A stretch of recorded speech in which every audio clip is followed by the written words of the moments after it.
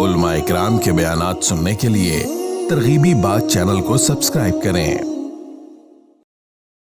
بسم اللہ الرحمن الرحیم، الحمد للہ رب العالمین والعاقبۃ للمتقین والصلاة والسلام علی سید الانبیاء والمرسلین سیدنا و مولانا محمد وعلی آلہ واصحابہ اجمعین، اما بعد فقد قال اللہ تبارک و تعالی فی القرآن المجید: اعوذ باللہ من الشیطان الرجیم، بسم اللہ الرحمن الرحیم، انا انزلناہ فی لیلۃ القدر وما ادراک ما لیلۃ القدر لیلۃ القدر خیر من الف شہر۔ وقال النبی صلی اللہ علیہ وسلم: تحروا لیلۃ القدر فی العشر الاواخر من رمضان۔ وقال النبی صلی اللہ علیہ وسلم: المعتکف یعتکف الذنوب ویجری له من الحسنات کعامل الحسنات كلها، او کما قال علیہ الصلاۃ والسلام۔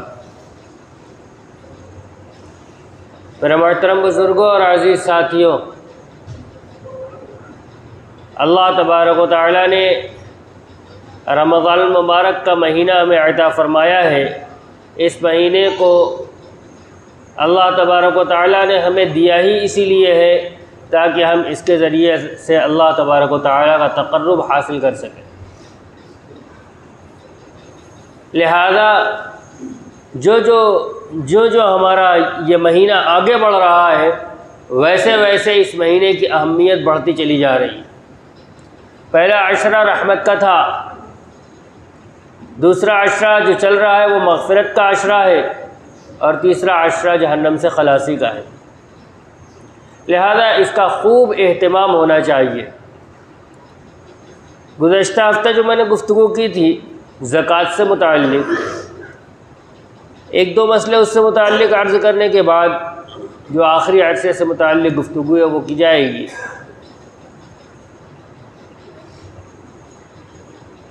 زکوٰۃ کس کو دینا ہے، کس کے اوپر زکوٰۃ واجب ہے، اور جو آدمی زکوٰۃ دے گا تو کس کو دے گا۔ زکوٰۃ ہر صاحب نصاب پر واجب ہے۔ صاحب نصاب کون شخص ہے؟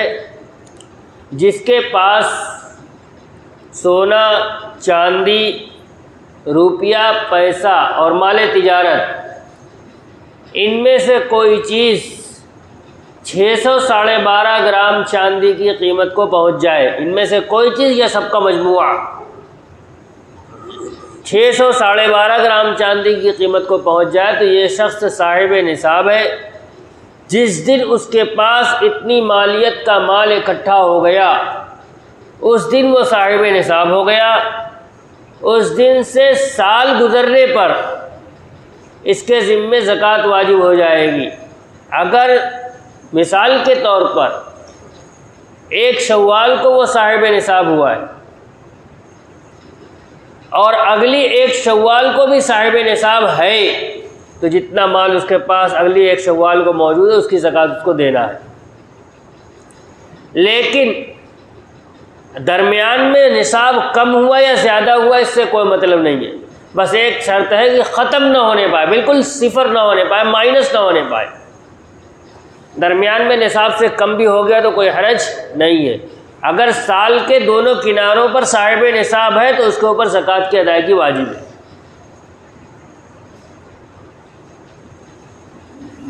اور اس میں اعتبار قمری مہینے کا ہے، اس لیے میں نے پیچھے عرض کیا تھا کہ رمضان المبارک کے مہینے کا جو اہتمام ہے اس سے 2 فائدے ہیں۔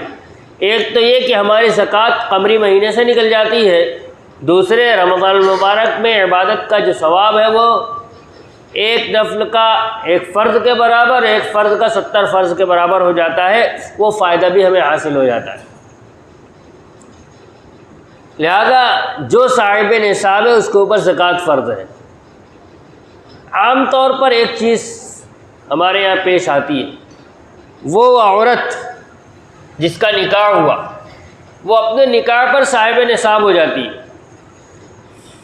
لہذا اس کے صاحب نصاب ہونے کی تاریخ اس کے نکاح کی تاریخ ہے۔ جس دن رخصتی ہوئی ہے اسی دن اس کے والدین نے اس کو زیور دے کر رخصت کر دیا، زیور کی وہ مالک ہو گئی۔ جس دن وہ زیور کی مالک ہوئی اس دن وہ صاحب نصاب ہو گئی۔ اب قمری مہینے کے اعتبار سے جب آئندہ سال وہی چاند کی تاریخ آئے گی تو اس کے اوپر اس کی زکوٰۃ واجب رہے گی۔ لیکن ہمارے یہاں ہوتا یہ ہے کہ زکوٰۃ رمضان کے رمضان نکالی جاتی ہے، لہذا اگر کوئی شخص پیشگی یعنی رمضان آیا ابھی سال مکمل نہیں ہوا ہے اسی وقت زکوٰۃ دے دے اور پھر یہیں سے اپنا سال شروع کرے، ہر سال رمضان میں زکوٰۃ دیتا رہے تو ہو جائے گا، لیکن ایک سال سے زائد نہیں ہونا چاہیے کہ اس سال تو سال پورا نہیں ہوا ہے لہذا اب اگلے رمضان میں دیں گے، اگلے رمضان میں دیں گے تو زکوٰۃ میں تاخیر ہو جائے گی۔ پیشگی ادا کرنے میں کوئی حرج نہیں ہے، لیکن اگر آگے بڑھا لیا جائے تو وہ ذمے میں رہ جائے گی اتنے دنوں کی زکوٰۃ اور اللہ تبارک و تعالیٰ کے یہاں مواخذہ ہوگا۔ اسی طرح ہر معاشرے کا اپنا اپنا ایک نظام ہوتا ہے۔ مجھے اپنے معاشرے کا علم میں بتا دیتا ہوں، اس کے حساب سے آپ اپنے معاشرے کے اعتبار سے اس کو منطبق کر لیجئے گا۔ پہلے تو میں یہ سمجھتا تھا کہ ہر جگہ کا یہی حساب ہے کہ جب نکاح ہوتا ہے تو جس طرح لڑکی اپنے میکے سے زیور لے کر آتی ہے اسی طرح لڑکے کے گھر والے کا زیور بھی بنتا ہے۔ لڑکے والے بھی زیور بنواتے ہیں، وہ زیور ہوتا بہو کا ہے لیکن بہو اس کی مالک نہیں ہوتی، وہ اس کو استعمال کرتی ہے، مالک لڑکا ہوتا ہے۔ ایک صاحب کا میرے پاس، میں یہ سمجھتا تھا کہ ہمارے یہاں یہی نظام ہے کہ مالک لڑکا ہو گیا، اب لڑکے کے والد کا اس سے کوئی تعلق نہیں اور نہ لڑکی اس کی مالک ہے۔ اس کو متعین کیسے کیا جائے گا؟ متعین کرنے کے دو طریقے ہیں۔ لڑکی اس کی مالک نہیں ہے، یہ متعین اس وقت ہوتا ہے جب کبھی طلاق کی نوبت آ جائے۔ جب طلاق کی نوبت آتی ہے تو لڑکی اپنے میکے کا زیور لے کر واپس جاتی ہے لیکن سسرال کا زیور لے کے نہیں جاتی۔ کیوں؟ اس لیے کہ وہ اس کا ہے ہی نہیں، وہ لڑکے کا ہے۔ اور لڑکے کا ہے یا لڑکے کے والد کا ہے، یہ متعین کیسے ہوگا؟ یہ متعین اس طرح ہوگا کہ جب مثال کے طور پر 4 بھائی ہیں، چاروں بھائیوں کا زیور دیا گیا ہے، اگر یہ زیور باپ کی ملکیت میں ہے، لڑکے کی ملکیت میں نہیں گیا ہے، تو باپ کے انتقال کے بعد یہ چاروں زیور اکٹھا کیا جائے گا اور اس کے اندر بھائیوں کا بھی برابر کا حصہ ہوگا اور بہنوں کا بھی حصہ لگے گا، اور یہ کہیں نہیں ہوتا۔ جو زیور جس کو دے دیا گیا وہ اس کا ہو گیا، والد کے انتقال کے بعد وہ زیور لوٹ کر پھر دوبارہ پورے مال میں اکٹھا نہیں کیا جاتا۔ یہ اس بات کی دلیل ہے کہ اس زیور کا مالک وہ لڑکا ہے جس کو دے دیا گیا۔ میں یہ سمجھتا تھا کہ ہر جگہ ایسا ہی ہوتا ہے، ہمارے یہاں تو ایسا ہی ہوتا ہے۔ ایک صاحب کا دوسرے شہر سے میرے پاس فون آیا، انہوں نے یہی مسئلہ پوچھا تو میں نے کہا زیور کا مالک تو لڑکا ہے، انہوں نے کہا نہیں، زیور کا مالک وہ لڑکے کے والد تھے، زیور کا مالک میں ہوں۔ کیسے آپ مالک ہیں؟ لڑکے کو دے دیا آپ نے۔ تو انہوں نے کہا نہیں، ہمارے یہاں ایسے نہیں ہوتا، ہمارے یہاں ایسے ہوتا ہے کہ آج مالی حیثیت کچھ ہے، زیور کچھ دے دیا کسی کو، کل اس سے بہتر ہو گئی دوسرے کو اس سے بہتر دے دیا، کمزور ہو گئی کمزور دے دیا۔ جب سارے بھائیوں کا نکاح ہو جاتا ہے تو پھر سب زیور اکٹھا کیا جاتا ہے اور پھر اس زیور کو برابر برابر سب میں بانٹ دیا جاتا ہے۔ ہم کہا اب ٹھیک ہے، اب آپ مالک ہیں، اس لیے کہ والد کو یہ حق ہے کہ وہ سارے زیور کو اکٹھا کر کے سب کے اندر برابر برابر بانٹ سکتا ہے۔ اگر زیور کا مالک لڑکا ہوتا تو والد کو یہ حق حاصل نہ ہوتا۔ تو یہ ان کے یہاں کا طریقہ ہے، لیکن ہمارے یہاں ایسا نہیں ہوتا۔ ہمارے یہاں جس کو جو مل جاتا ہے وہ اس کا ہو جاتا ہے، اس سے لیا نہیں جاتا، لہذا زیور کا مالک لڑکا ہے۔ اب جب یہ لڑکا زیور کا مالک ہوا، اپنے نکاح کے دن اس کا بھی سال یہیں سے شروع ہو جاتا ہے، اور اگلے سال جو قمری تاریخ وہی تاریخ آئے گی تو اس کے اوپر بھی زکوٰۃ واجب ہو جائے گی، جس طرح لڑکی کے اوپر اپنے میکے کے زیور پر زکوٰۃ واجب ہوئی۔ اب اس کو زکوٰۃ دینا ہے۔ یہاں بھی وہی ہے، اگر رمضان سال گزرنے سے پہلے آ جاتا ہے اور رمضان میں زکوٰۃ ادا کر دیتا ہے تو اس سال کی زکوٰۃ ادا ہو گئی، اگلے رمضان میں اگلے سال کی زکوٰۃ ادا کرے گا اور پھر رمضان سے رمضان چلتا رہے گا، اس طرح چل سکتا ہے۔ یہ تو وہ صورت ہے زکوٰۃ کس کے اوپر واجب ہے۔ اگر کوئی شخص مقروض ہے، قرضہ اس کے ذمے ہے، تو یہ چیز سب سے پہلے متعین کی جائے گی، قرضہ کس کے ذمے ہے اور مالک کون ہے۔ یہ صورت پیش آتی ہے، مالک والد ہے، لڑکا کاروبار کرتا ہے، اس نے کہیں سے قرض لے لیا ہے، قرض کی ذمہ داری اس نے اپنے اوپر لی ہے، خود قرض لیا ہے، خود ادا کرے گا، والد کو پتہ بھی نہیں ہے، تو اب مسئلہ آ کے پھنستا ہے کہ قرض بھی ہے اور ملکیت بھی ہے، ملکیت والد کی ہے اور قرض لڑکے کے ذمے ہے، اس سے زکوٰۃ کے اوپر کوئی اثر نہیں پڑتا۔ جو مالک ہے اسی کے ذمے جب قرض ہوگا تو وہ قرض بات کیا جائے گا، قرض کسی اور کے ذمے ہے اور مالک کوئی اور ہے تو پھر وہ قرض بات نہیں ہوگا، اس میں سے گھٹایا نہیں جائے گا۔ بہت ساری صورتیں بنتی ہیں اس میں۔ اچھا، ایک مسئلہ اور سمجھ لیجئے، عام طور پر یہ کہا جاتا ہے کہ کاروبار تو ہم ہی کرتے ہیں، والد صاحب کا کچھ کرتے نہیں، تب ان کا کیا اعتبار ہے؟ شریعت کے اندر اس سے کوئی بحث نہیں ہوتی کام کون کر رہا ہے، شریعت کے اندر بحث اس سے ہوتی کہ مالک کون ہے۔ والد صاحب نے کاروبار شروع کیا،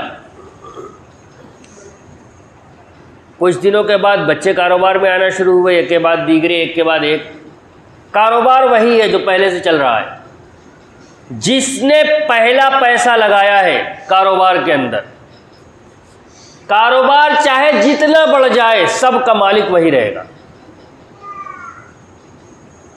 جتنے لوگ کام کر رہے ہیں وہ اپنے کام کی اجرت لینے کے تو حقدار ہیں، لیکن وہ مالک نہیں بن سکتے تب تک جب تک جو اصل مالک ہے وہ خود اس ملکیت کو اس کے حوالے نہ کر دے، وہ یہ نہ کہہ دے کہ اب میں مالک نہیں ہوں، اب تم لوگ مالک۔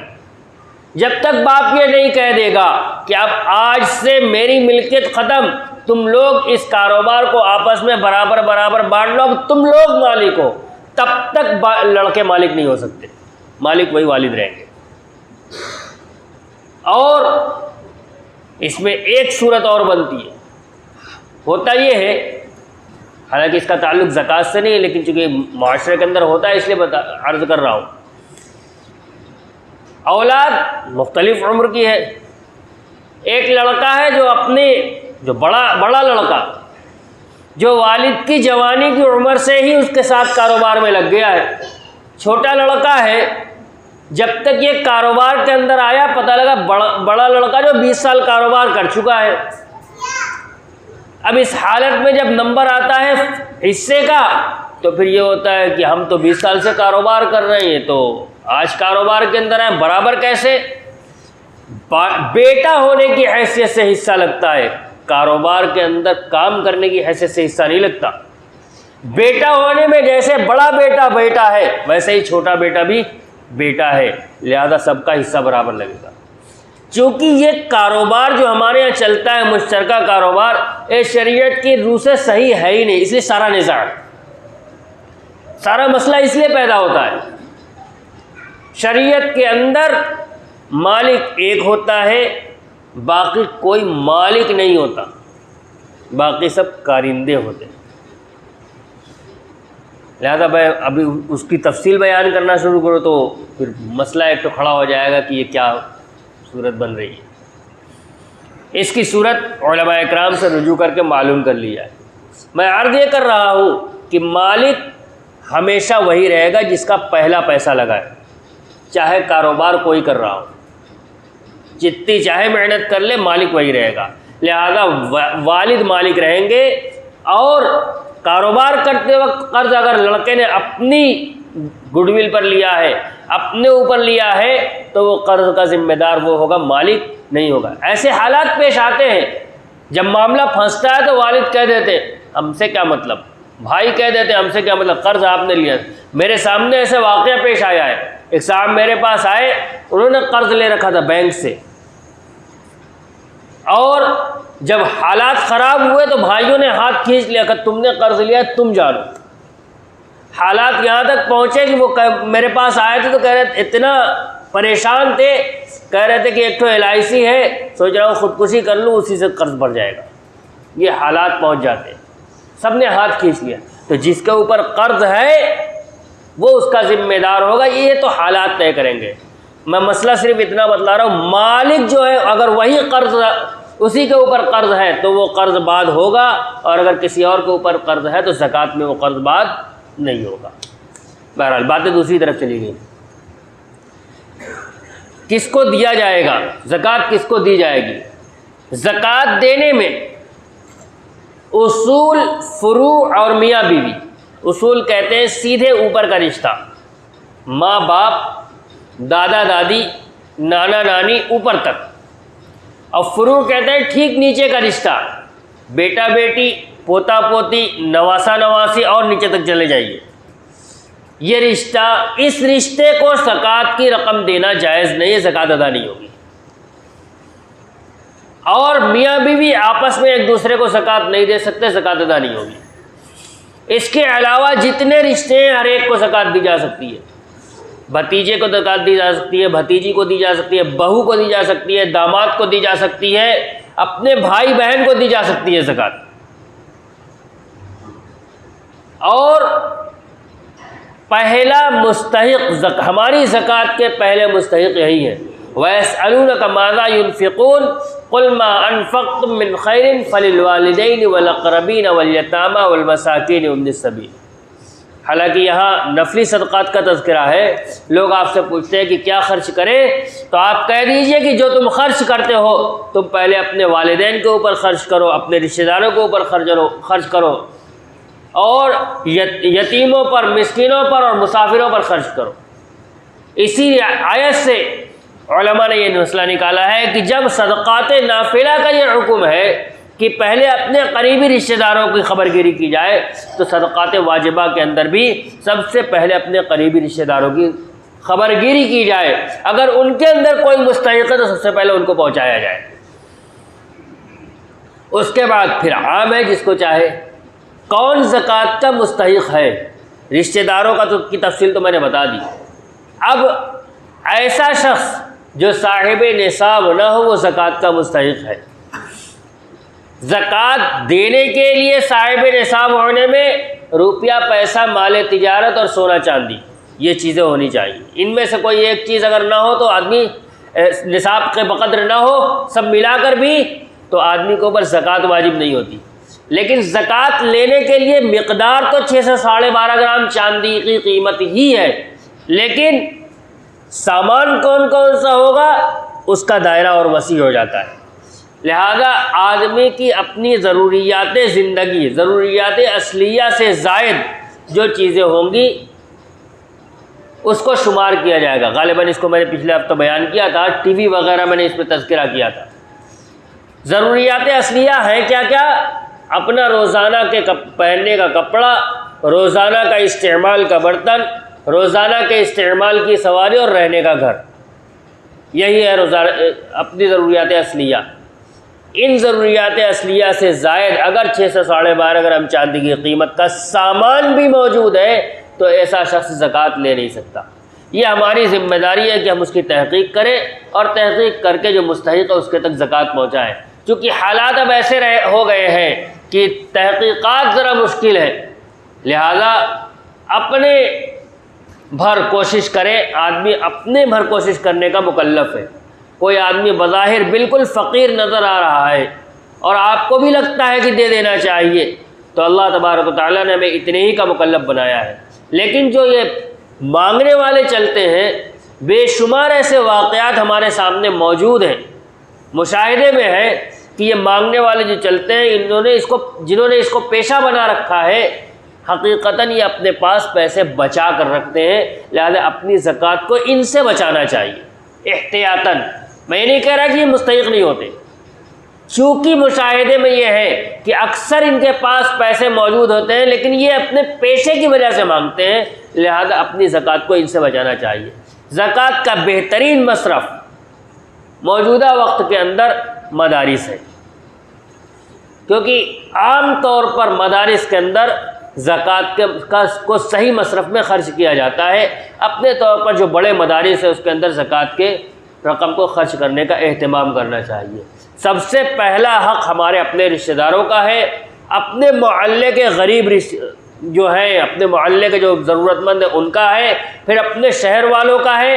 شہر سے جب ہم باہر نکلیں تو پھر جو دوسرے ضرورت مند ہیں ان میں یہ مدارس اور دوسرے جو رفاہی کام کرنے والے ہیں، اسپتال ہے، ان کا حق ہمارے اوپر ہے کہ ہم ان کے اندر اپنی زکوٰۃ کی رقم خرچ کریں۔ یہ مختصر سا سی گفتگو تھی زکوٰۃ سے متعلق۔ اگر اس کے علاوہ کسی کو زکوٰۃ سے متعلق کوئی مسئلہ دریافت کرنا ہو تو وہ علماء کرام کی طرف رجوع کر لیں۔ اس کے علاوہ جو میں نے آیت اور روایت تلاوت کی تھی، ایک تو اعتکاف سے متعلق تھی۔ اعتکاف آخری عشرے کا اعتکاف سنت مؤکدہ علی الکفایہ ہے۔ اگر پوری بستی میں کوئی ایک آدمی بھی اعتکاف نہ کرے تو پوری بستی گناہ گار ہوگی، اور ایک آدمی کر لے تو ثواب تو اسی کو ملے گا جس نے اعتکاف کیا ہے، لیکن وبال پوری بستی کے اوپر سے ختم ہو جائے گا۔ نبی اکرم صلی اللہ علیہ وسلم مدینہ طیبہ ہجرت کر کے ہجرت کے بعد جب مدینہ طیبہ تشریف لے گئے تو آپ نے ہر سال رمضان المبارک کے آخری عشرے کا اعتکاف کیا ہے۔ حضرت عائشہ رضی اللہ تعالی عنہا ارشاد فرماتی ہے کہ نبی علیہ الصلوۃ والسلام جب مدینہ طیبہ تشریف لے گئے تو آپ رمضان کے آخری عشرے کا اعتکاف فرمایا کرتے تھے، یہاں تک کہ اللہ تبارک و تعالیٰ نے آپ کو اپنے پاس بلا لیا۔ اور خود نبی اکرم صلی اللہ علیہ وسلم یہ اعتکاف کرتے تھے اس لیے تاکہ لیلۃ القدر کی عبادت کا ثواب حاصل کریں۔ نبی علیہ الصلوۃ والسلام کی ایک طویل حدیث ہے فضائل رمضان کے اندر، حضرت شیخ رحمۃ اللہ علیہ نے لکھی ہے کہ نبی علیہ الصلوۃ والسلام نے اعتکاف کیا، پہلے عشرے کا اعتکاف کیا، پھر دوسرے عشرے کا اعتکاف کیا، پھر آپ نے اپنا سر اپنے ترکی قبے سے باہر نکالا اور فرمایا کہ میں نے پہلے عشرے کا اعتکاف کیا تھا اور دوسرے عشرے کا اعتکاف کیا تھا لیلۃ القدر کی تلاش کے اندر، پھر مجھ سے کہا گیا یہ آخری عشرے کے اندر ہے، لہذا جن لوگوں نے میرے ساتھ اعتکاف کیا تھا وہ میرے ساتھ اعتکاف آخری عشرے کا بھی کریں۔ پھر آپ نے فرمایا کہ مجھے وہ رات دکھلائی گئی، پھر مجھے وہ رات بھلا دی گئی، اور میں نے اپنے آپ کو دیکھا کہ میں شب قدر کی اگلی صبح کو پانی اور مٹی یعنی کیچڑ کے اندر سجدہ کر رہا ہوں۔ راوی فرماتے ہیں کہ جس رات آپ نے یہ بات بیان فرمائی یہ 21ویں شب تھی، رات میں بارش ہوئی، چھت چھپر کی تھی، پانی ٹپکا، اور مسجد نبوی کے اندر کوئی بچھاون ہماری مسجدوں کی طرح بچھا نہیں ہوتا تھا، مٹی بجری کی زمین تھی، اسی زمین کے اوپر سب لوگ نماز پڑھتے تھے۔ پانی ٹپکا، اس مٹی کے اندر کیچڑ ہوا۔ فرماتے ہیں راوی کی نبی علیہ الصلوۃ والسلام نے صبح کی نماز پڑھائی فجر کی نماز کے بعد تو آپ کے ماتھے کے اوپر مٹی کے نشانات تھے، آپ نے کیچڑ کے اندر سجدہ کیا۔ یہ روایت یہ بتلاتی ہے کہ شب قدر 21ویں شب کو ہے۔ تو اول تو اعتکاف کا مقصد ہے شب قدر کی تلاش، دوسرے اس کے اندر اللہ کے نبی صلی اللہ علیہ وسلم نے ارشاد فرمایا المعتکف یعتکف الذنوب، کہ معتکف جو ہوتا ہے وہ گناہوں سے بچا رہتا ہے، باہر نکلے گا گناہوں کے مواقع میسر ہوں گے، آنکھ کا گناہ ہوگا، کان کا گناہ ہوگا اور دوسرے گناہ ہوں گے، بات چیت کرے گا، زبان کا گناہ ہوگا۔ اگر اعتکاف کر رہا ہے مسجد کے کونے کے اندر بیٹھا ہوا ہے سب سے الگ ہو کر اپنے پردے کے اندر، تو ان سارے گناہوں سے محفوظ ہے۔ المعتکف یعتکف الذنوب وَيَجْرِي لَهُ مِنَ الْحَسَنَاتِ كَعَامِلِ الْحَسَنَاتِ كُلِّهَا، اور اس اعتکاف کی وجہ سے وہ نیکیاں جو باہر رہتا تو کر لیتا، نہیں کر پا رہا، لوگوں کو سلام کر لیتا چلتے پھرتے، اگر کوئی جنازہ ہو جاتا تو جنازہ پڑھ لیتا، کسی مریض کی عیادت کر لیتا اگر باہر ہوتا، اس کے معمول میں داخل تھی یہ ساری چیزیں، لیکن چونکہ اعتکاف میں لہذا نہیں کر پا رہا۔ اللہ کے نبی صلی اللہ علیہ وسلم نے فرمایا کہ اعتکاف میں رہتے ہوئے اگر باہر رہتا تو یہ عمل کر لیتا تو اس کو اعتکاف میں رہتے ہوئے ان سارے اعمال کا ثواب ملے گا. وَيَجْرِي لَهُ مِنَ الْحَسَنَاتِ كَعَامِلِ الْحَسَنَاتِ كُلِّهَا, اس کے لیے نیک اعمال جاری رہیں گے جیسے کہ دوسرے نیک اعمال کرنے والوں کے اعمال جاری ہیں. جو لوگ باہر کر رہے ہیں ان کو ثواب مل رہا ہے, اس کو نہ کرنے کے باوجود اعتکاف کی وجہ سے یہیں پر ثواب ملے گا. اعتکاف سنت مؤکدہ علی الکفایہ ہے. اعتکاف کے بہت سارے مسائل ہیں, ان مسائل کو معلوم کریں اور اعتکاف کا اہتمام ہونا چاہیے. کیا ثواب ہے؟ حضرت عبداللہ ابن عباس رضی اللہ تعالیٰ عنہ اعتکاف کے اندر تھے. ایک شخص آیا, بڑا غمگین تھا, پوچھا کیا پریشانی ہے؟ کہا بڑا پریشان ہوں, فلاں کے ساتھ میرا معاملہ ہے اور معاملہ کسی طرح حل نہیں ہو رہا ہے, آپ سفارش کر دیتے. کہا چلو, اٹھے چل دیے. جب نکلنے لگے تو اس نے کہا آپ اعتکاف میں تھے, شاید آپ اپنا اعتکاف بھول گئے. کہا نہیں, میں اپنا اعتکاف بھولا نہیں ہوں,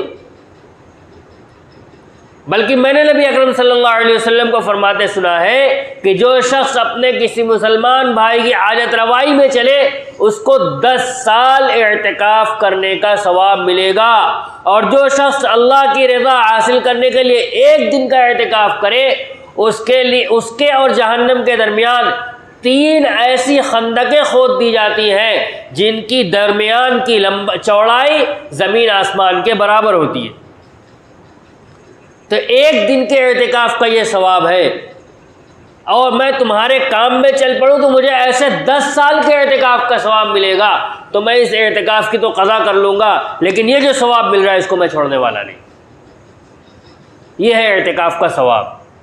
لہذا اس ثواب کے نتیجے میں تو ہمارے اندر اس کا شوق ایسا ہونا چاہیے کہ مسجد کے اندر اعتکاف کرنے والوں کی بھیڑ ہونی چاہیے, لیکن ہم کچھ بھی چھوڑنے کے لیے تیار نہیں. اعتکاف اعلیٰ درجے کی عبادت ہے. 10 دن, ابھی اگر کسی کاروباری دورے کا نمبر آ جائے, آدمی اپنے گھر کا سارا کام کاج چھوڑ کے کاروباری دورے پر جائے گا. اس وقت نہیں پتہ رہے گا گھر میں کا سودا کون لائے گا, بیوی بچے اکیلے ہیں تو کیا ہوگا, کچھ مسئلہ نہیں ہے. لیکن 10 دن مسجد کے اندر آنے کے لیے سارے مسائل ہیں. کیوں؟ اس لیے کہ وہ جو مزاج صحابہ رضی اللہ تعالیٰ عنہم کا تھا وہ مزاج ہمارا نہیں ہے. صحابہ رضی اللہ عنہم کا مزاج یہ تھا, آخرت کہاں سے ملتی ہے لوٹ لو, وہاں سے حاصل کر لو, دنیا کا نقصان ہوتا ہے ہو جانے دو. اور ہمارا مزاج یہ ہے کہ اپنی دنیا کا کوئی نقصان نہ ہونے پائے, اگر ہم خرما ہم ثواب ہو کہ دنیا بھی بچی رہے اور آخرت کا ثواب بھی مل جائے تب تو ٹھیک ہے, لیکن دنیا کا نقصان کا, حتیٰ کہ اپنے نفس کے اوپر ہاتھ رکھ کے, اپنے نفس کے اوپر پاؤں رکھ کے بھی ہم کوئی نیکی کمانے کے لیے تیار جلدی نہیں ہوتے. حالانکہ حضرت شیخ رحمۃ اللہ علیہ نے لکھا ہے کہ علماء نے لکھا ہے کہ جنت 2 قدم, ایک قدم اپنے نفس پر رکھو, دوسرا قدم جنت میں جائے گا. تو اپنے نفس کے اوپر قدم رکھ کے ہم اگر اس بات کی نیت کر لیں کہ ہمیں اس آخری عشرے کا اعتکاف کا ثواب حاصل کرنا ہے تو کوئی مشکل نہیں ہے. آدمی نیت کر لے, ارادہ کر لے, عزم پختہ کر لے. آج دنیا والوں نے ہمالیہ کی چوٹی کے اوپر جو چڑھا وہ بھی تو نیت کر کے چلا ہوگا, سب سے اونچی چوٹی کے اوپر. انسان اگر عزم پختہ کرے تو منزل خود اس کے آگے آتی ہے. ہم ارادہ پختہ کریں, ساری پریشانیاں حل ہوں گی, اور اللہ تبارک و تعالیٰ نے یہ موقع اسی لیے دیا ہے کہ ہم اس کے ذریعے اپنی آخرت سنوار لیں. اللہ تبارک و تعالیٰ ہمیں توفیق عطا فرمائے. وآخر دعوانا الحمدللہ رب العالمین. مزید علماء کے بیانات سننے کے لیے ترغیبی بات چینل کو سبسکرائب کریں. جزاک اللہ.